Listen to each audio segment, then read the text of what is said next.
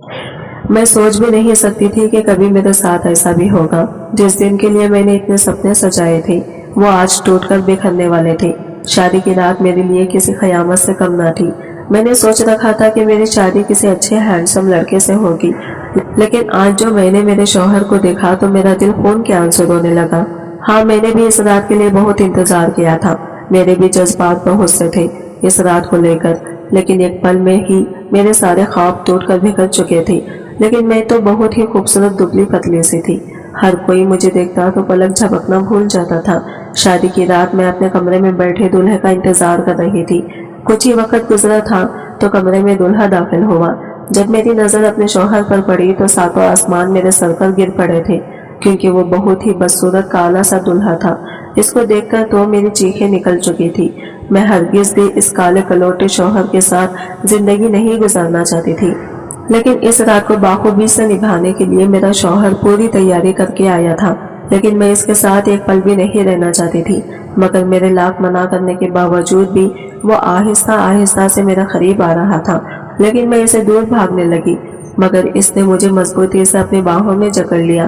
میں چاہ کر بھی اسے دور نہیں ہو پا رہی تھی، اور پھر کیا، اس کے بعد تو پورا کمرہ میری چیخوں سے گونج اٹھا تھا، کیونکہ میرا شوہر پورے جوش کے ساتھ میری زبردستی سے اپنے آج میری شادی کی پہلی رات تھی، لیکن جیسے ہی میں نے اپنے شوہر کو دیکھا مجھے الٹی آتی آتی بچی تھی۔ اتنا بدصورت کالا انسان میں نے اپنی زندگی میں نہیں دیکھا تھا۔ میں چیخ مار کر اس سے دور ہوئی تھی، لیکن وہ آہستہ آہستہ میری طرف بڑھ رہا تھا، اور پھر اس میں میرا ہاتھ پکڑ کر مجھے اپنی طرف کھینچ لیا۔ اس کے بعد جو ہوا پورا کمرہ میری چیخوں سے گونج اٹھا تھا، کیونکہ میرا نام فاطمہ ہے، میری عمر 21 سال ہے، میں بہت ہی غریب گھر سے تعلق رکھتی ہوں۔ میں دیکھنے میں ایسی تھی کہ کوئی ایک بار دیکھ لیتا تو مڑ مڑ کر میری طرف دیکھتا تھا۔ میں صرف خوبصورتی میں ہی مالا مال تھی، باقی ہمارے گھر کی حالات بہت ہی خراب تھے۔ میں مردانہ کپڑے سلائی کرتی تھی، اور میری سلائی کیے ہوئے مردانہ کپڑوں کی تو پورے علاقے میں دھوم مچی ہوئی تھی۔ جو ایک بار مجھے اپنے سوٹ سلائی کرواتا تھا وہ پھر برانڈڈ اور مہنگے کپڑے کو بھی بھول جاتا تھا۔ میرے ہاتھوں میں کچھ کمال ہی ایسا تھا، مجھے اپنی خوبی اور ہنر پر خوب گھمنڈ تھا۔ میرے سلائی کیے ہوئے مردانہ کپڑے بالکل کسی برانڈڈ بوٹیک سے لائے ہوئے لگتے تھے، اس لیے کہیں ڈیزائنز اور بوٹیک والے مجھے اپنے بوٹیک میں رکھنے کی خواہش رکھتے تھے، لیکن میں سب کو منع کر دیتی۔ میں اپنی محنت کے پیسے اپنی مرضی سے وصول کرتی تھی۔ وقت کے ساتھ ساتھ میرے ہاتھوں میں اور بھی صفائی آتی گئی، اور مجھ میں تھوڑا بہت گھمنڈ بھی آتا گیا۔ مجھے جہاں فائدہ لگتا ہے میں وہی کام کرتی تھی، اور اب تو مردوں سے منہ مانگی قیمت لے کر ان کے کپڑے سلائی کیا کرتی تھی۔ اب بھی میرے پاس لگ بھگ 5 سوٹ پڑے تھے جو کہ سلائی کر کے مجھے اس ہفتے میں دے دینے تھے۔ اس کے علاوہ میں ایک بوٹیک کے لیے بھی ہر مہینے کچھ سوٹ سلا دیا کرتے تھے۔ میں نے ایک نظر ٹوٹی دیواروں کی دراڑوں میں نظر ڈالی، جو کہ جگہ جگہ سے پلسٹر اکھڑ رہا تھا، پورا گھر پرانا ہو چکا تھا۔ میں نے ٹھنڈی سانس بھری اور پھر سوچنے لگی کہ اس مہینے جتنے بھی پیسے بنیں گے ان سے اپنے کمرے کی مرمت ضرور کرواؤں گی۔ انہی سوچوں میں مگن میں ایک مردانہ سوٹ سلائی کرنے میں پڑی تھی کہ دروازے پر دستک ہوئی۔ میں نے اپنی چھوٹی بہن کو آواز دی کہ جا کر دروازے پر دیکھو، مگر تبھی میری ماں اٹھی اور دروازہ کھولنے چلی گئی۔ نہ جانے دروازے پر کون تھا، ایک پل کو تو بالکل ہی خاموشی چھا گئی تھی۔ میں کپڑے سلائی کرنے میں بزی تھی کہ تبھی مجھے کمرے میں ایک بھاری بھرکم قدموں کی آواز سنائی دی۔ وہ قدموں کی آواز سن کر میں نے فوراً نظریں اٹھا کر دروازے کی طرف دیکھا۔ ایک پل کو سامنے کھڑے آدمی کو دیکھ کر میں سہم گئی تھی۔ سامنے ایک کالا بدصورت آدمی کھڑا ہوا تھا، اس کا قد شاید 6 فٹ سے بھی اوپر کا معلوم ہوتا تھا۔ وہ بہت ہی موٹا، کالا اور لمبا تھا۔ اس قدر رنگت کا مالک تھا کہ مجھے تو دماغ میں پہلا خیال یہی آیا کہ یہ کوئی افریقہ کا کالا حبشی ہے جو یہاں آ گیا ہے۔ اس کے موٹے موٹے نین نقش اور کالی رنگت، پھر اس انسان کی وہ عجیب سی مسکراہٹ دیکھ کر سب سے پہلے مجھے اپنے دوپٹے کا خیال آیا تھا، جو میں نے گرمی اور گھٹن کی وجہ سے اتار کر سائڈ پر رکھ دیا تھا۔ میرے لیے وہ انسان بالکل اجنبی تھا۔ اس انسان کا یہاں کیا کام تھا؟ میں تو اسے جانتی بھی نہیں تھی، یا کوئی ہمارا رشتہ دار یا ہمسایہ نہیں تھا، پھر ہمارے گھر کیوں آیا تھا؟ دوسرا سوال میرے دماغ میں یہ آیا کہ میری ماں نے اسے اندر آنے ہی کیوں دیا، یہاں تک کہ وہ سیدھا میرے کمرے میں بنا دستک کے داخل بھی ہو گیا۔ میری ماں بھی کچھ لمحوں کے بعد ہی میرے کمرے میں آ گئی۔ میں نے سوالیہ نظروں سے اپنی ماں کو دیکھا اور ماں نے میری طرف دیکھا۔ تبھی ماں بولی کہ یہ کہہ رہے ہیں تم سے سلائی کے بارے میں بات کرنی ہے۔ مجھے حیرت ہوئی تھی، मगर शायद वो भी मेरा कोई कस्टमर ही था जो मुझसे अपना सूट सिलाई करवाना चाहता था। यही सोचकर मैंने इसे बिठाया तो इसने अपनी बात की कहानी शुरू की कि इसे मेरी सिलाई किए हुए मर्दाना कपड़े बहुत पसंद आए हैं। इसके बाद वो जो बोला, इसे सुनकर मेरे होश उड़ गए थे। वो कहने लगा, मेरा नाम मनवर है, मैंने आपके सिलाई किए हुए कपड़े एक बुटीक से खरीदे थे और बड़ी मुश्किल से इस बुटीक से आपका एड्रेस लेकर यहाँ पहुँचा हूँ। मैं चाहता हूँ आप मेरे साथ दुबई चले, वहाँ ऐसे डिजाइनर कपड़ों की बहुत मांग होती है। हाल में ही बड़ी ब्रांचेस का इफ्तिताह हुआ है, मैंने वहाँ आपके लिए बात भी कर ली है। अगर आप चाहें तो दुबई में कपड़े सिलाई करके रातों रात लाखों रुपए कमाकर आप अमीर बन सकते हैं। इसकी बात सुनकर मैं दंग रह गई थी। कैसा अजीब इंसान था। इस इंसान से मेरी ना जानना पहचान थी और वो यूं ही एक सांस में बात किए जा रहा था। मैं टटकती बांधे इसे देखते रह गई। इसने कहा कि आप एक सूट जो यहाँ सिलाई करती हो, अगर दुबई में एक सूट ऐसा ही सिलाई कर दिया तो आपको इसके 10 गुना ज्यादा पैसे मिलेंगे। मैं तो आंखें झपकना ही भूल चुकी थी। माँ ने एक नजर मेरी तरफ देखा, इनकी आंखों में भी चमक सी आ गई थी। मैं मानती हूँ इसकी बातें हम जैसे गरीब और जरूरतमंद लोगों के लिए दिलचस्प की वजह बन सकती हैं, मगर मैं एक गैर आदमी पर आंखें बंद करके भरोसा नहीं कर सकती थी। मुझे इससे जान छुड़वाना चाहिए कि मुझे ज्यादा रुपये का लालच नहीं है। मैं पाकिस्तान में रहकर ही अपना गुजर बसर कर लूंगी। मगर तभी इस इंसान ने एक नजर मेरे टूटे फूटे से घर पर डाली, जिसका पैंट जगह जगह से उतर चुका था। दीवारों में कई सुराख हो चुके थे, छत से भी सीलिंग साफ दिखाई दे रही थी। एक दो तूफान तेज आ जाते तो हमारा घर शायद जमीन पर ढेर हो जाना था। इसने एक नजर चारों तरफ डाला और फिर बोला, आप ऐसे गुजर बसर करेंगे? क्या आप नहीं चाहती कि आपके ये पुराने मकान की जगह एक नया आलीशान महल जैसा घर खड़ा हो? आपको जो मौका मिला है वो हर किसी को नहीं मिलता और आपसे अच्छी हुनर की लड़कियां मुझे आसानी से मिल सकती हैं। आप सोच समझ कर जवाब दे सकती हैं। ये कहकर इसने अपनी जेब से सिगरेट निकाली और लाइटर से जलाकर सिगरेट के कश लगने लगा। वो बड़े सुकून से मेरे पुराने से कमरे में बैठकर मेरे जवाब के इंतजार में था। मैं सोच में पड़ चुकी थी। बात तो इसकी ठीक थी। मैं कौन सा अनोखा काम जानती थी। यहाँ मुझसे अच्छी सिलाई वाली दुनिया भरी पड़ी है और ये मौका बार बार भी नहीं मिलता। मुझे आगे तो पढ़ना ही था। मैं अपने घर की एक अकेली कमाने वाली थी। पापा मेरे मर चुके थे, बहन भाई सब छोटे थे। खर्च और बढ़ती महंगाई ने कमर तोड़ कर रख दी थी। मैं पाकिस्तान में रहकर सर तोड़ मेहनत भी कर लेती तो 2000 से ऊपर सिलाई के पैसे नहीं ले सकती थी, लेकिन दुबई के दिरहम थे। मेरे पास ज्यादा पैसा कमाने का मौका बार बार नहीं आ सकता था। मैं अभी यही सोच रही थी कि इससे पहले कि मैं कुछ और कहती, इस इंसान ने अपनी जेब से चेक निकाला और मेरी माँ की तरफ बढ़ा दिया। कहने लगा, ये एक मामूली सा एडवांस है, अगर आप मेरी ऑफर को कबूल कर लें तो मैं आपको इससे दुगना पैसे दूंगा ताकि आप अपना घर अच्छी तरह से मरम्मत करवा सके। मेरी माँ ने जब चेक देखा तो एक पल को मेरी माँ के हाथ कांप उठे थे। उन्होंने खुद को संभालते हुए अपने सूखे होठों पर जबान फेरी और चेक मेरी तरफ बढ़ा दिया। चेक पर लिखे पैसे देखकर तो मैं भी हैरान हो चुकी थी। चेक पर तो 10 लाख रकम थी। मैं बड़ी हैरान रह गई थी। इस इंसान ने तो मुझे अभी से ही 10 लाख दे दिए थे। मेरे दिल में लालच जाग उठा था। मेरी माँ का भी कुछ ऐसा ही हाल था। मुझे लगा शायद यही आखिरी मौका हो अपनी किस्मत संवारने का। मुझसे पहले ही मेरी माँ बोली कि मेरी बेटी दुबई जरूर जाएगी, आप बस इसके जाने का इंतजार करो। माँ की जल्दबाजी से मैं हैरान हो चुकी थी। वो इंसान तो खुशी से फूले नहीं समा रहा था। वो वहां से बाकी के मामले तय करने के लिए जा चुका था, जबकि मैं माँ को देखने लगी। मेरे हाथ में बैठे बैठे 10 लाख रुपए आ चुके थे, मगर वो इंसान इतनी बड़ी रकम हम लोगों को क्यों देकर गया था? इतनी रकम जिंदगी में पहली बार देखी थी।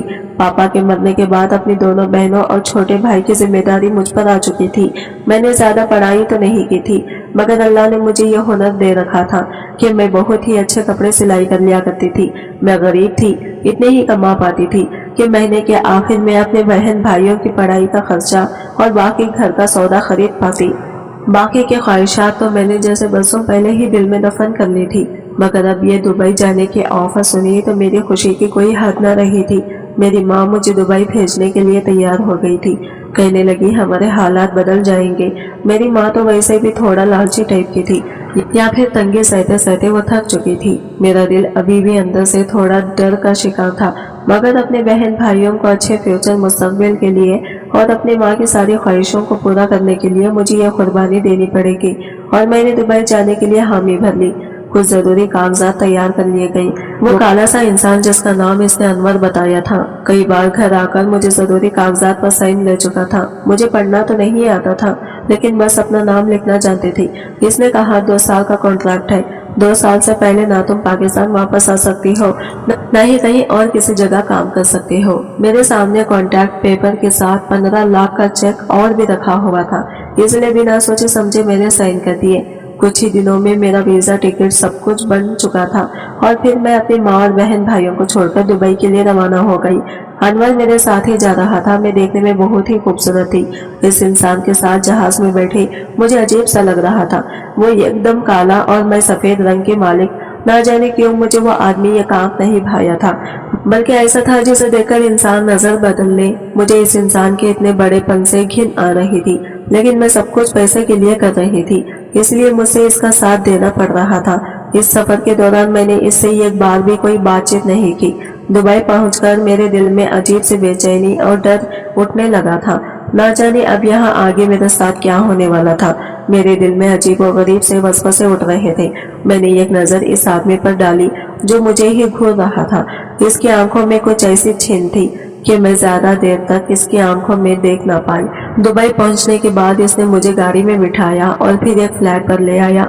मैं फ्लैट में दाखिल हुई तो ये देखकर हैरान रह गई कि वो फ्लैट तो बिल्कुल छोटी सी बुटीक जैसा लग रहा था। वहां पर मर्दाना कपड़े सिलाई करने के लिए हर चीज मौजूद थी। वहां के आयशो आराम देखकर एक पल के लिए मैं हैरान रह गई थी। मैंने तो ख्वाब में भी ऐसा आलीशान फ्लैट नहीं देखा था और ना ही सोचा था कि कभी दुबई आऊंगी। अनवर ने मुझसे कहा कि ये मेरा ही फ्लैट है, तुम इस फ्लैट में रहोगी और मैं अपने दूसरे फ्लैट में रहूंगा। यहाँ रहकर अपने कपड़े सिलाई करना। मुझे वहाँ छोड़ने के बाद वो वहाँ से जा चुका था। अगले ही दिन से कई सारे कपड़ों के ऑर्डर को लेकर मेरे पास आया और इसने मुझे कुछ लोगों से भी मिलवाया। मुझे वहाँ की जबान नहीं आती थी, इसलिए जो भी इंसान मेरे घर आता वो अनवर से बात करता। पहले ही सूट को जब मैंने सिलाई किया तो वो ग्राहक को बहुत पसंद आया और इसने मुझे इतनी रकम दी जिसे देखकर मेरी आंखें फटी की फटी रह गई। इतनी रकम तो शायद मैं 10 जगह सिलाई करके भी पाकिस्तान में कमा नहीं सकती थी, जो मुझे यहाँ एक सिलाई के बदले में मिल रहे थे। यहाँ आकर जो मैं दिल में थोड़ी बहुत बेचैनी और डर था वो सब अब दूर हो चुका था। मैं अब खुश रहने लगी थी और मुझ में जैसे घमंड और भी बढ़ने लगा था। मुझे लगता था कि जिस तरह मैं पैसे कमा रही हूँ बहुत ही जल्द मैं अमीर हो जाऊंगी और अपने बहन भाइयों को भी यही दुबई बुलाकर सेट हो जाऊंगी। अनवर रोजाना यहाँ आया करता था, लेकिन थोड़ी ही देर बाद वापस चला जाता था। मैं इस फ्लैट में अकेली ही रहती थी, मगर फिर इसका रोज रोज का आना बढ़ने लगा था। जैसे जैसे काम बढ़ने लगा था वो हफ्ते आहिस्ता आहिस्ता यही रात गुजरने लगा। इस फ्लैट में 4 कमरे थे, 2 सिलाई के लिए और एक कमरा मेरा था और एक कमरा हमेशा लॉक ही रहता था। अनवर जब भी आता इसी कमरे में जाता, फिर वहाँ वो सोने भी लगा। अब तक इसने मुझ पर कभी बुरी नजर नहीं डाली थी और मुझसे बहुत ही तमीज के साथ बात करता था, इसलिए मुझे भी इसे लेकर बुरी नीयत का शक नहीं हुआ था। पहले 1 महीना तो मैंने फ्लैट में रहकर खूब कमाई की, कुछ पैसे और तोहफे अपनी माँ और बहन भाइयों के लिए भेजे, मगर आहिस्ता आहिस्ता काम ज्यादा होता चला गया और अनवर का घर पर आना जाना बढ़ने लगा। एक दिन वो फ्लैट में आया तो लड़खड़ाकर चल रहा था। इस हालत में देखकर मैं डर गई थी, ना जाने इसे क्या हुआ था। मैं इसे भाई समझते हुए इसके करीब गई ताकि इसे संभाल सकूं। वो जिस कदर लड़खड़ा रहा था उम्मीद थी कि वो फर्श पर गिर जाता, मगर जैसे ही मैं इसके करीब गई तो इसके जिस्म से आई बदबू से मुझे घिन आने लगी। इसके पास से गंदी बदबू आ रही थी। ऐसा लगता था जैसे वो कोई नशीली चीज पीकर आया हो। मेरा पूरा जिस्म कांपने लगा था। ये क्या हो गया था? वो आदमी मेरे लिए गैर था और नशे की हालत में वो यहाँ क्या करने आया था? मैं डर के मारे इसे दूर होने लगी और भागकर अपने कमरे में चली गई। मेरा दिल जोर से धड़क रहा था। इस इंसान की नीयत क्या थी? वो क्या चाहता था? कहीं वो मेरी इज्जत? इतना सोचकर मेरी सोच वहीं पर दम तोड़ गई। मेरी आंखों से आंसू गिरने लगे थे। अनवर बाहर ही सोफे पर बैठा था और अब बार बार मुझे आवाज दे रहा था। कम से कम इस वक्त तो मैं इसके पास नहीं जा सकती थी। कितने ही देर मैं कमरे में बंद रही। जब बाहर से इसकी कोई आवाज न आई तो मुझे लगा शायद वो जा चुका है। यही सोचकर मैंने एक सुकून की सांस ली और कमरे से बाहर निकल आई।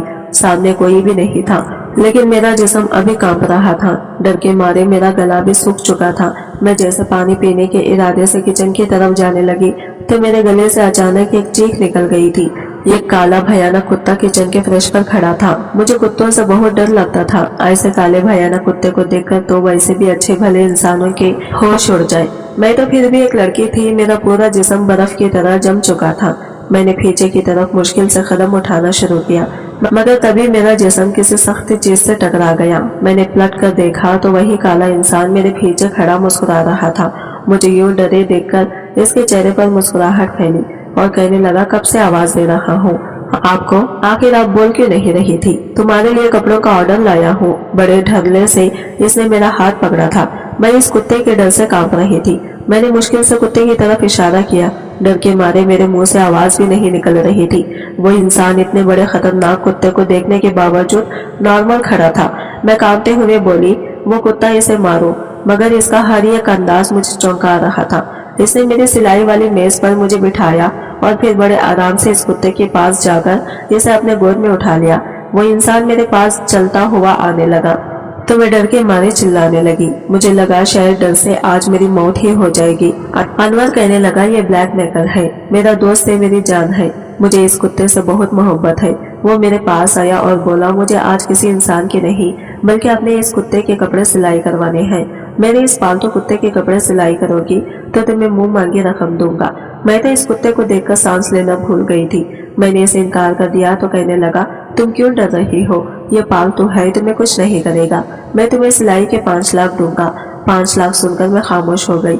अभी कल ही माँ से मेरी बात हुई थी। वो कह रही थी कि छोटी बहन का बहुत अच्छी जगह रिश्ता आया था, लेकिन वो शादी जल्दी मांग रहे थे। मेरी माँ ने मुझसे कहा कि मैं इन्हें जल्द से जल्द शादी के लिए पैसे भेजूं। मेरे लिए ये अच्छा मौका था। वो अभी भी नशे में मुझे बड़े गौर से देख रहा था और इस आदमी के हाथ में कुत्ता भी इसके जैसे रंगत का काला था। मैंने कहा, ठीक है, मैं सिलाई कर दूंगी। मेरे अल्फाज डर के मारे कांप रहे थे, लेकिन मुझे पैसों की जरूरत थी, इसलिए मैंने हामी भर दी। फिर इसने इस कुत्ते को टेबल पर बिठा दिया। मैंने ऊंची टेप उठाई और नाप लेने के लिए इसकी तरफ बढ़ी। मैंने कांपते हाथों के साथ इस कुत्ते का नाप लिया। इसके बाद अनवर इस कुत्ते को लेकर अपने कमरे में चला गया। मैं डर के मारे वही की वही बैठी रह गई, लेकिन मैं नहीं जानती थी मेरी आजमाइशों का सिलसिला शुरू हो चुका है। रात को जब मैं अपने कमरे में सो रही थी तो मुझे ये महसूस हुआ कि जैसे कोई चीज मेरे जिस्म के साथ लिपटी हुई है। जैसे ही मैंने आंखें खोली तो सांस लेना भूल गई थी। वही काला कुत्ता मेरे जिस्म को अपनी लैप में लिए हुए था। डर के मारे में चिल्ला भी नहीं पा रही थी, लेकिन फिर भी हिम्मत करके मैंने चीख मारी थी। वो कुत्ता मुझसे पीछे हट गया। मैं मुश्किल से उठकर दरवाजे पर गई। सामने अनवर खड़ा था। मैं भी ना सोचे समझे ही इसके सीने से लगकर फूट फूट कर रोने लगी। मुझे इस वक्त कुछ भी समझ नहीं आ रहा था। कुत्ते की डर की वजह से मेरी जान निकली हुई थी, लेकिन मैं नहीं जानती थी कि मैंने ही किसी मुसीबत को दावत दे दी है। मेरे होश तो इस वक्त उड़े जब इस आदमी की पकड़ मुझ पर मजबूत हुई। आहिस्ता आहिस्ता इसने अपनी बाहों को घेरा, तंग किया था और अपने काले होंठ मेरे गर्दन पर रख दिए थे। मुझे ऐसा लगा जैसे करंट लगा हो। मैंने झटके से खुद को इससे आजाद किया, लेकिन वो मेरी तरफ कदम बढ़ाने लगा। कहने लगा, अब वक्त आ गया है कि मैं तुम पर सारी सच्चाई खोल दूं। वो मेरे करीब आया और मेरे दोनों बाजू पकड़ लिए और अपना काला चेहरा मेरे चेहरे के करीब किया और बोला कि तुमसे मुलाकात करने से पहले भी मैं तुम्हें देख चुका था। एक बार मैं बुटीक से कपड़े खरीद रहा था और मैंने इस वक्त तुम्हें बुटीक में ही देखा था। इस वक्त मुझे तो तुम्हारी सिलाई से कोई मतलब नहीं था, मुझे तो बस तुमसे मतलब था।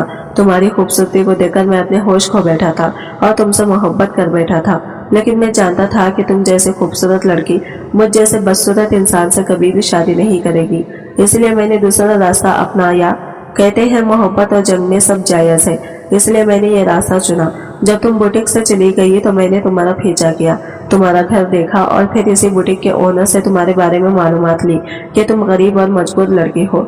इसीलिए मैंने तुम्हारी मजबूरी की कीमत लगाई थी। वो फिर कहने लगा कि मैं जानता था कि तुम्हें पढ़ना लिखना नहीं आता, इसलिए तुमसे मैरिज पेपर के डॉक्यूमेंट पर साइन लिए थे। कानूनी तौर पर मैं तुम्हारा शौहर हूँ और तुम मेरी बीवी हो। इस बात ने तो मेरे ऊपर पहाड़ तोड़ दिए थे। मेरे सर पर एक धमाका हुआ था। मैं फटी फटी आंखों से इसे देख रही थी। वो बड़ी प्यासी से मेरी तरफ बढ़ रहा था। मेरा तो ये हाल था कि अब करूं तो क्या करूं। एक तो ना इसकी जात और धर्म का पता था, ऊपर से इस कदर बदसूरत था कि मैं इसे आंख भरकर देख भी नहीं सकती थी। और वो कैसा घिनौना खेल मेरे साथ खेल चुका था। मैं पागलों की तरह चीखने लगी। मैंने रोते हुए इसके सामने हाथ जोड़ते हुए कहा कि मुझे छोड़ दो, मैं तुम्हारे साथ नहीं रहना चाहती। वो मेरी बात सुनकर कहने लगा, مجھے ساری زندگی تمہارے ساتھ ہی گزارنی ہے اور تم چاہ کر بھی مجھ سے چھٹکارا حاصل نہیں کر سکتی، کیونکہ میں تمہیں پسند کرتا ہوں، ورنہ کون بے وقوف ہوگا جو پیچھے لاکھ صرف سلائی کے ایڈوانس میں دے دے گا۔ میں تمہاری پوری قیمت ادا کر چکا ہوں، اس لیے اب تمہارے اور نخرے نہیں دیکھوں گا۔ وہ بہت ہی غصے سے کہہ رہا تھا، پھر مجھے یہ خوبصورت جوڑا دے کر چلا گیا، کہنے لگا رات تک تیار رہنا، مجھے آج کی رات کوئی بھی ڈرامہ نہیں چاہیے۔ وہ جا چکا تھا اور میں یوں تھی جیسے میرے جسم میں جان نہ ہو۔ کیسا گھٹیا کھیل کھیل گیا تھا میرے ساتھ، میری مجبوری کو کس طرح سے اس انسان نے استعمال کیا تھا۔ یہ تو سچ ہے کوئی بھی صرف کپڑے سلائی کے لیے اتنی بڑی رقم نہیں دیتا۔ میں نے کیسے سوچ لیا صرف کپڑے سلائی کروانے وہ آدمی مجھے دبئی لے جا رہے ہیں۔ پہلے تو میں اپنی بے وقوفی پر پھوٹ پھوٹ کر روئی، لیکن پھر یہ سوچا مجھے یہاں سے بھاگ جانا چاہیے۔ یہاں فیصلہ کرتے ہوئے میں جلدی سے کھڑی ہوئی اور کمرے سے باہر آ گئی۔ میں نے جیسے ہی دروازہ کھولنا چاہا تو وہ باہر سے لاک تھا۔ میں نے دروازہ بجانا شروع کر دیا کہ کوئی دروازہ کھولو، میری مدد کرو، مجھے اس آدمی سے نفرت ہے، میں اس کے ساتھ نہیں رہنا چاہتی۔ میں چیخ چیخ کر تھک چکی تھی، کوئی میری مدد کو نہ آیا۔ میں کھڑکی کی طرف بڑھی تاکہ کھڑکی کے ذریعے بھاگ سکوں، لیکن وہ فلیٹ 10ویں منزل پر تھا اور وہاں سے بھاگنے کا راستہ نہ تھا۔ میں ہر طرف سے مایوس ہو کر اپنے کمرے میں آ گئی۔ سامنے بیڈ پر ایک وائٹ نیٹ کا بے حد خوبصورت سا گاؤن رکھا تھا، لیکن اس بدصورت انسان کا اپنے ساتھ خیال کرنا بھی مجھے کانپنے پر مجبور کر گیا تھا۔ وہ کالا انسان میرا شوہر ہے، یہ سوچ میرے لیے کسی قیامت سے کم نہیں تھی۔ اس لیے میں نے خود کو ایک الماری میں چھپا لیا، کیونکہ رات ہو چکی تھی، وہ کسی بھی وقت گھر آ سکتا تھا۔ جیسے ہی میں نے خود کو الماری میں چھپایا، مجھے باہر کے دروازے کی کھلنے کی آواز آئی۔ مجھے لگا جیسے کسی نے میرا دل مٹھی میں جکڑ لیا ہو۔ میں نے منہ پر ہاتھ رکھا اور الماری میں چھپ کر کمرے کا منظر دیکھ رہی تھی۔ میرا دل اس قدر تیزی سے دھڑک رہا تھا کہ میں دل کی دھڑکنیں اپنے کانوں تک سن سکتی تھی۔ وہ آدمی باہر ہی کھڑا تھا۔ وہ کبھی بستر کے نیچے دیکھتا تو کبھی کبھی دیوار میں لگی الماری کھول کر مجھے ڈھونڈ رہا تھا، بار بار میرا نام لے کر پکار رہا تھا۔ اس کے چہرے پر ایک مسکراہٹ پھیلی ہوئی تھی۔ مجھے یقین تھا کہ اب وہ اسی الماری کی طرف بڑھے گا جہاں میں چھپی ہوئی تھی، اور وہی ہوا۔ جیسے ہی وہ الماری کی طرف بڑھا، میری سانس گلے میں ہی اٹک گئی تھی، اور پھر اچانک ہی اس نے الماری کا دروازہ کھول دیا اور ہاتھ پکڑ کر مجھے باہر نکال دیا۔ میں اس کے سامنے گڑ گڑانے لگی۔ میں نے کہا میں تمہارے ساتھ نہیں رہ سکتی، کیونکہ میں ایک مسلمان لڑکی ہوں اور تب تک اس کے ساتھ کوئی رشتہ نہیں بنا سکتی جب تک تم خود میرا مذہب نہ اپنا لو اور میرے دین کے مطابق مجھ سے شادی نہ کر لو۔ میری بات سن کر وہ کچھ دیر تک مجھے غور سے دیکھنے لگا۔ میں یہ جان چکی تھی کہ میرے پاس اب کوئی راستہ نہیں بچا، اس لیے میں نے قسمت کے آگے ہتھیار ڈال دیے تھے۔